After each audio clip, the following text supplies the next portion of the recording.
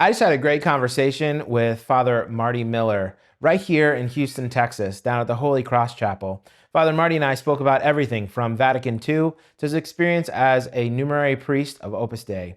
I hope you'll enjoy this conversation as I did. Let's get into it.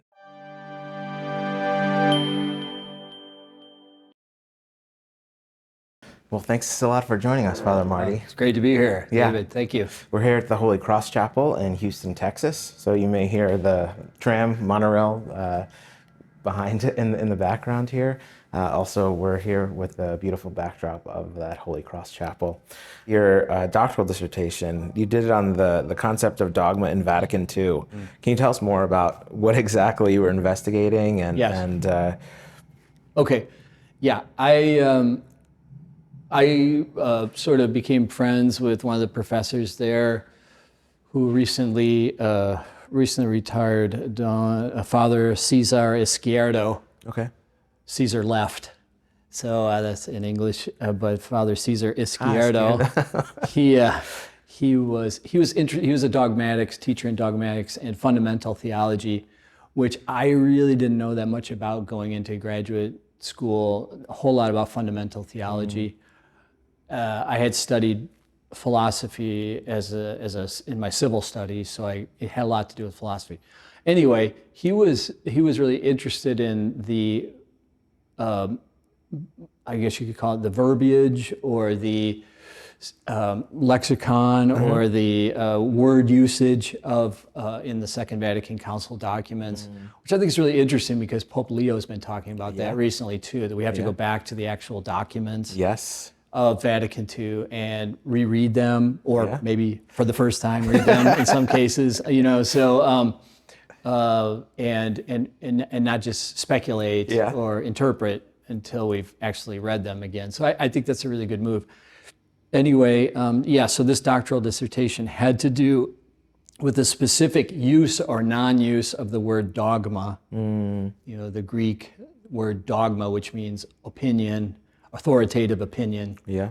And of course, church councils tended to be dogmatic in that they usually defining a dogma or clarifying something that was not a dogma, and then kind of going from there, especially in the earliest councils of the church. And then the Council of Trent, very dogmatic, obviously sort of representing and redefining aspects of Catholic dogma. So then the Second Vatican Council, which according to St. John the 23rd, would be mostly kind of pastoral in tone and character. He never said it would not be dogmatic, but that it would have a pastoral tone in order to represent all the truths of the faith to the world, not only to the church or something to Christians, but to the world. That this is what is needed. The bringing of the truth. So, in order to do that, we had to understand as a church the world and what are the currents of thought and what are the ways to approach this. And so it got kind of interpreted the council as not a dogmatic council, but a pastoral council, which was kind of new, right? Although you could be argued that the Council of Jerusalem in the AD 50s was also kind of pastoral. I mean, it decided a very dogmatic thing about circumcision and the new converts, but it was actually pastoral in that it was, you made this statement about bringing to the Gentiles the faith, so that was very interesting. So anyway, he was saying, but the documents of Vatican II have some very interesting dogmatic imports. Among them, for example, on the document of ecumenism, talking about the hierarchy of truths, that they used words like salvific truths and hierarchy of truths in order to sort of present them properly to the world and in economic ecumenical dialogue, right? So, and then there was then of course the Lumen Gentium with the bringing together of the College of Bishops. The notion of the College of Bishops which was not defined dogmatically, but it's about as close as it gets. Yeah. That along with papal infallibility and papal primacy, there's this college of bishops that has to work together, so things like that. Yeah. And, That's great. Call to holiness, the universal call to holiness Yeah. wasn't defined dogmatically Right. as such, but it was sort of presented in a very authoritative manner. Yes. That this is that all are called to holiness, And of course, the saints of the 20th century, among them Saint Jose Maria, Saint Faustina, Saint John Paul II, Saint Padre Pio, to a certain extent, had worked hard on these without themselves being intentional theologians, aiming toward a council, but bringing the notion of the universal call to holiness. Yeah, and you see the saints that have been beatified recently. Pier Giorgio Frassati and Carlo Acutis and others. It really sort of speaks to that call to holiness of every person. That's right. Yeah. Can you tell us a little bit about your vocation story and how you sort of felt called to be a priest? Okay. Well, first of all, little bit about is I'll try to be as little as I can. Every vocation's a long story. Yes. It's a lifetime. It's a whole lifetime. But I would say the following highlights. When I was younger, I would say 12 or 13, I was attracted, as many men are at that age, many priests are, and actually quite a few men, attracted to the idea of giving yourself to God, and especially as a priest, because that's usually the most visible and noticeable thing for a man. So I was attracted to that. But then I put that off for a while when I went to high school and college, my hometown in Illinois, not too far from Chicago. And I went to the State University of Illinois State, and that's where I met the Opus Dei activities there. Okay. One of my professors was a member of Opus Dei. And about that same time, I was revisiting the question of dedication to God, and all I knew up to this point was pretty much diocesan priesthood. But even then, I didn't know that much about that, to tell you the truth. I tell my friends that who ask about it that I thought, well, if I think I want to dedicate myself to God, maybe as a diocesan priest, I should go meet a diocesan priest and ask what it's like. So I was on my way driving to visit a pastor who had been pastor of my town, very good man, Father Tony. And but I don't know what happened. I got as high school and college kids do, I got distracted on the way, and I never made it to that appointment. Oh, I wow. I never, small town, so there was no appointment. I just was going to show up at his door and just ask him what it was like to be a priest. But I never went there, and so. Now I take that as a sign that was not what I was supposed to do, to join as a diocesan priest in my hometown. About that same time was when I was meeting Opus Dei in college at the university. So I discerned that was the route God was asking of me. And then some years later, I was asked if I wanted to continue the philosophy and theology studies that all the Opus Dei numeraries take, accelerate them at the Pontifical University of the Holy Cross. At that time was the Athenaeum, Pontifical Athenaeum of the Holy Cross. Okay. And so I said, okay. So I lived in Rome for 2 years, and I really enjoyed that very much. And then a few years later, I was ordained as a priest. So tell me a little bit. For full time for Opus Dei. That's great. Yeah. Tell me a little bit about how it works in Opus Dei for people that may not know. Right. Just, if you feel called only to the priesthood, like, would you ever whistle as a numerary or become a numerary of Opus Dei? Right. I would say that the key to being a numerary member of Opus Dei is sort of availability to the needs of the work and the apostolates fostered, especially among the lay people. For the single men, there's kind of I would say kind of a tone of that, if you would feel called to a priestly life, that there's nothing strange about that, because this is where the priests come from. Yes. And that in a way, every lay numerary could, is open to that possibility if God wants it, and they do all the studies for it. Yeah. So in that sense, it's different from the seminary. For example, I help in the seminary of the Archdiocese of Galveston, Houston here, and the notion of going into a seminary for the Archdiocese here or for any diocese is you're discerning a very specific path to eventual priesthood ordination. And so when you are coming with a very specific view of your vocation. Yes. As a numerary, as you join Opus Dei, that may happen to you a little bit longer down the line if it seems like things are in a kind of alignment with a divine plan, that the need for priests is great everywhere in the work too. And so, but that's usually a kind of a second step, or maybe a third step even. Yeah. Hello. Thank you for watching this video. If you're interested in more content like this, if you're interested in coming to Rome with us this October, or if you're interested in supporting one of these seminarians from the developing world, the links are in the description. Tell me a little bit about what a day in your life today looks like as a priest of Opus Dei. I mean, there's these wonderful, apostolates and things that are happening, like the Holy Cross Chapel or other things that the work does, the study centers. So tell me a little bit about what your average day looks like.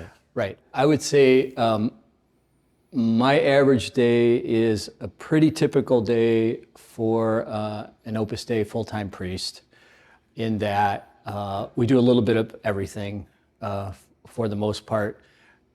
And so my day starts with Mass for one of the centers of men or women. I'm not full-time assigned to either like the Holy Cross Chapel here or to one of the schools associated with the spiritual formation of the work. So, but I sometimes say Mass there too. Okay. But my typical day is to say Mass for the center, then to be available for confessions and spiritual direction of people who, for the most part, attend the formation activities of Opus Dei, of which I also help with the evenings of recollection or the days of recollection and the retreats that we sponsor.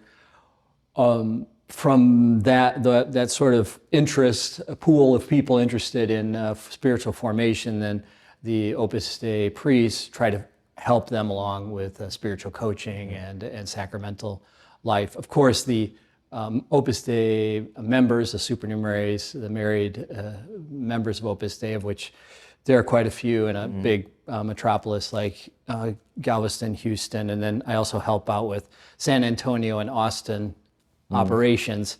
It's a good pool of people already who are kind of already in the work, and that they not only need, but they have a juridical right to the spiritual formation that we give them as much as we can, which is basically to be their confessor if they want. They're free to go anywhere they want for confession, but if they want a regular confessor and then other spiritual direction.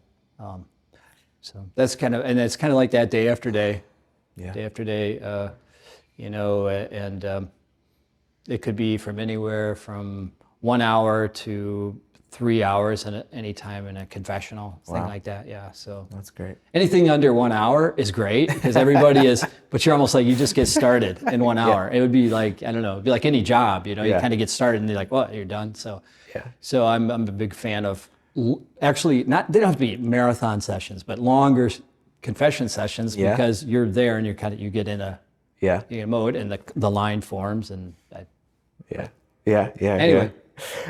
Tell me a little bit about how your formation as a priest of the prelature of Opus Dei differs from a diocesan priest. Okay, yeah, that's a very good question.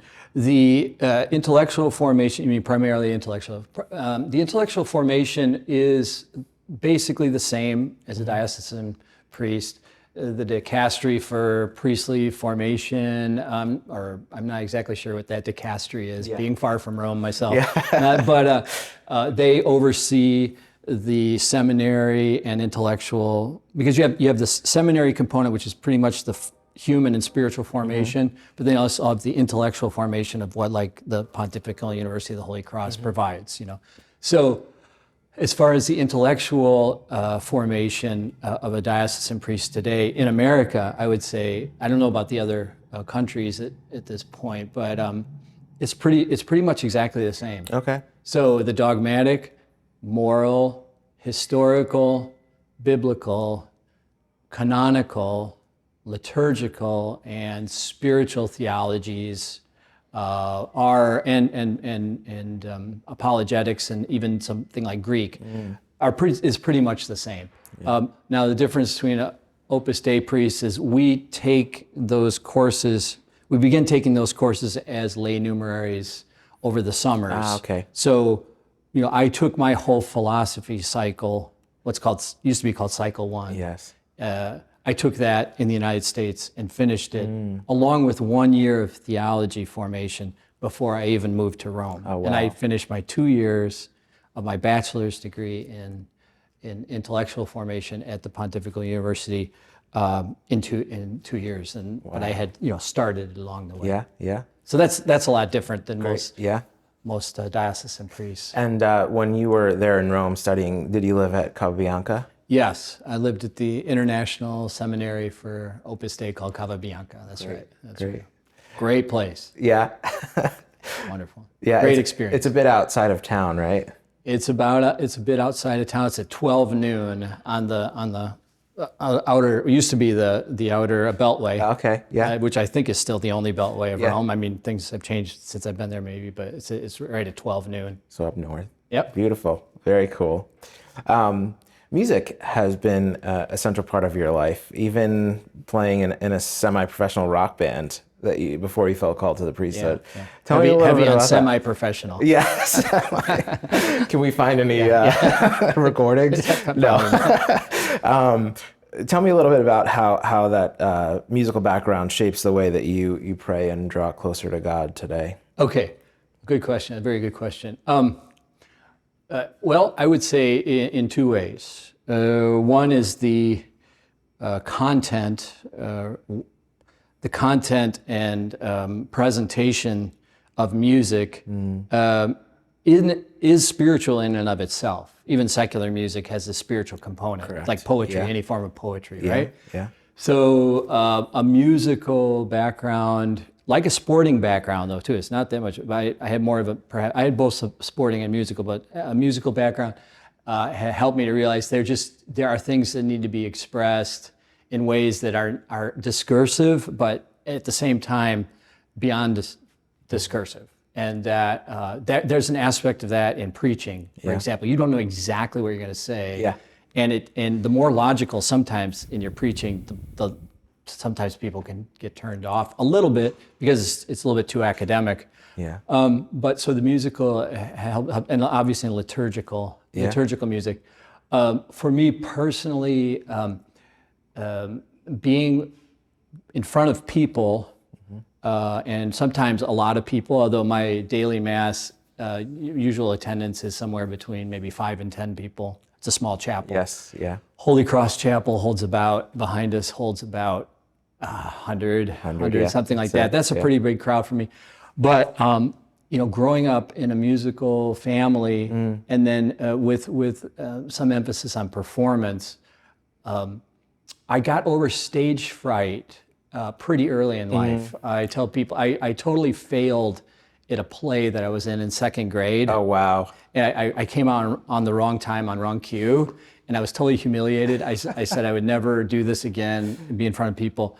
But then when I was in high school and I started playing music with my brother and my friends, that really is the sort of the power of the microphone, amplification. Yeah. It's you can do wonders with that. And so I don't know why, but then I really don't have stage fright. That's amazing. In front of like 3 people or 4 people in a meeting or something, I can get nervous. Yeah. But when it's just a big crowd of people, I don't get nervous. I think it's because of the musical background. That's You're just awesome. used to kind of being, in front of people or something. Yeah. You taught, and you mentioned sporting. Did you play sports as a kid? Yeah, I played baseball. Okay. Like many kids in my neighborhood, I played Little League baseball. Enjoyed that very much. again, you had to get over a lot of, nervous aspects of nervousness, teamwork, obviously teamwork. And then I was a runner in high school, cross country runner and track runner, and that was great for the theme of endurance. That's a hard sport. Yeah. No, it's true. Well, cross country is a very difficult sport. But anyway, any sport is hard. I mean, if you're trying your hardest. Yeah. So. So you studied in Pamplona as well at the University of Navarre. Right. Tell me about that time. I understand that you assisted Father Luis de Moya, right. a brilliant and well-known quadriplegic priest. Right. Tell me a little bit about that time. Yeah. Okay. So, I finished my bachelor's degree at Pontifical University in 1996. Okay. And at that point, a lot of the students, because I think there wasn't room, or I'm not exactly sure what the reason was, but a number of us would go to Pamplona, which is also has a full pontifical theological faculty there. And so we would finish our graduate degrees in theology there. Okay. So after I finished my bachelor's in Rome, I moved to Pamplona, Spain, and did my doctorate in dogmatic theology. This was before ordination. I finished it before ordination. It was absolutely fantastic. Spain is just is an amazing place, and all the way around, faith, food, and family life, and all sorts of things. So now, Don Luis de Moya was for those who don't know, he was a numerary priest Opus Dei who got in a car accident and was quadriplegic. He could move just one shoulder. That's all he could. That's all. And his face. And he can move that. And so we in the seminary there, which at the time, which doesn't exist anymore, was called RLR Center. And that was, we would take care of him in teams of about 4. Wow. It was a sweet spot. If it was too many people, he would get a little bit confused. I suppose like any kind of medical staff. You don't want your medical team to be too big. You think, who are all these people? Yeah. So I was on one of those for 3 years. And, wow.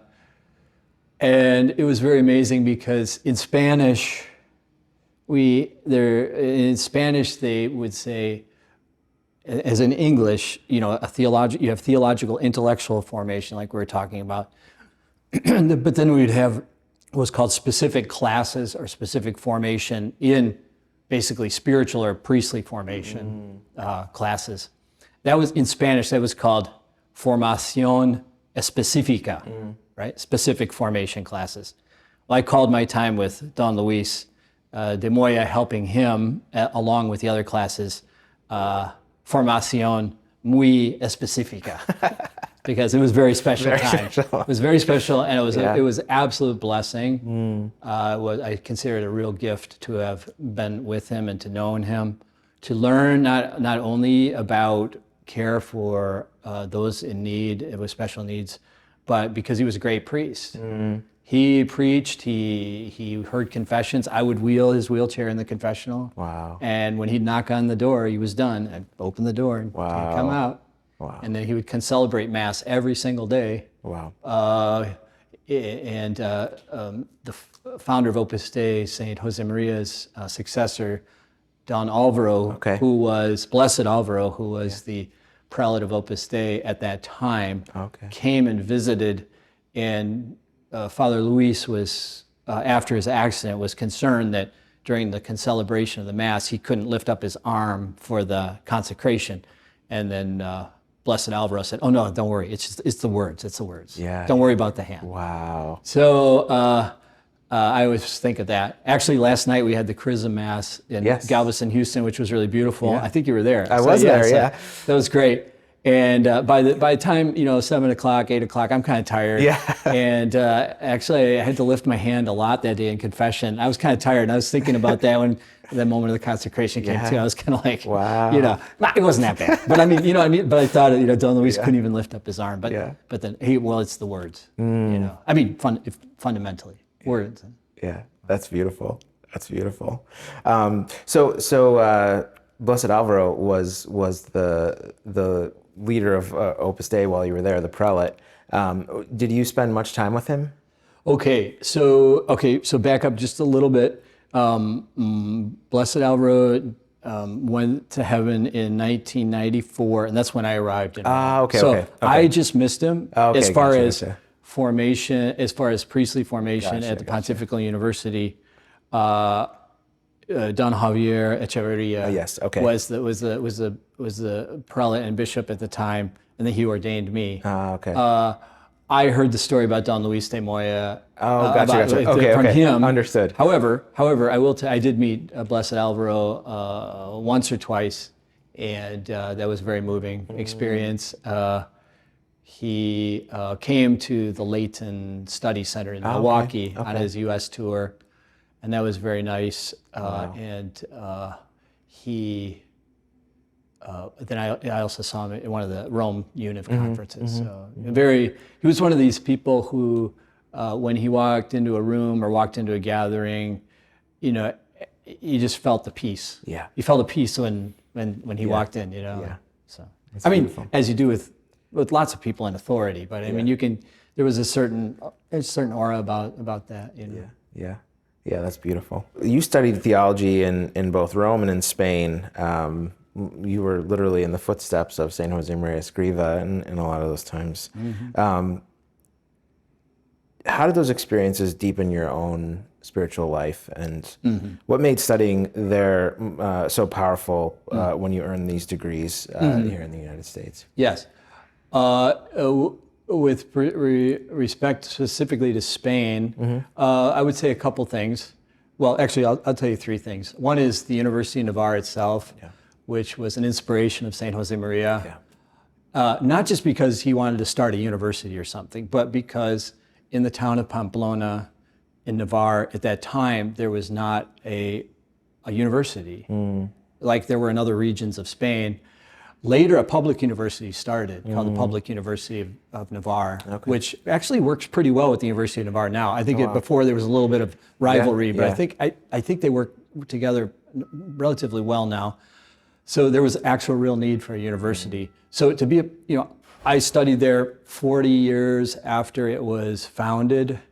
So in that way, I feel like I was just still at the beginning of the thing. And do you see the buildings where he was there. He lived in the center I lived at when he ever came to Pamplona. So that's one thing. After his own priestly ordination, before he founded Opus Dei, it was for the month and a half or 2 months after his ordination, he went to this little town in Spain near Saragossa, because he was ordained for the Diocese of Saragossa, called Perdiguera. And in Perdiguera is a very small little village, and there's the church, and we went to go visit that church. And I remember it was just a little church, and I saw this, it was just kind of this box, but it was a really little tiny confessional like thing. And I was like, well, that's where St. Jose Maria would have heard confessions when he was here. It's kind of felt like a relic, kind of a relic, kind of thing. And so, and there are some other aspects, kind of relic. You're in the same area. And then lastly, I just, as a priest, I was ordained at Torre Ciudad in 2002 on the feast of the centenary and the canonization year of St. Jose Maria. So 2002 he was born in 1902, canonized in 2002, and I was ordained in 2002 at Torre Ciudad, which is about 10 miles from his hometown. And the story of Torre Ciudad comes from the miraculous healing of him as a child, and so that's very moving to be associated and with the ordination there. Beautiful. Very moving. Land of saints. Spain, land of saints. Yeah. United States will be one day. Will be one day soon. But Spain is Spain, France, Italy. I mean, Yes. Great. Well, thank you so much, Father. We really Thank you, appreciate David. your It's time. been great. It's been a very, very wonderful opportunity. Thank you very much, especially for all the great stuff you're doing.